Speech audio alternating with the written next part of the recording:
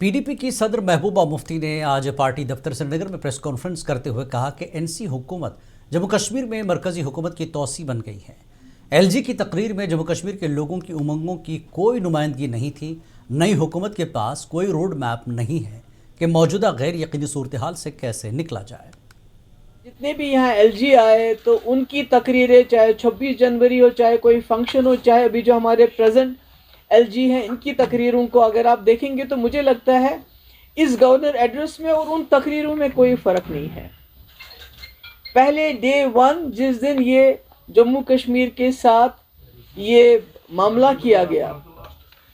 उसको मैं कांड कहती हूँ, डाका डाला गया, उसी दिन से होम मिनिस्टर साहब ने उस वक्त floor of the house statehood की बात की। और उसके बाद जितने भी एलजी आए, जितने भी बाहर से जो भी हमारे मिनिस्टर्स आते हैं, कोई आते हैं, तो वो उसी बात को दोहराते हैं कि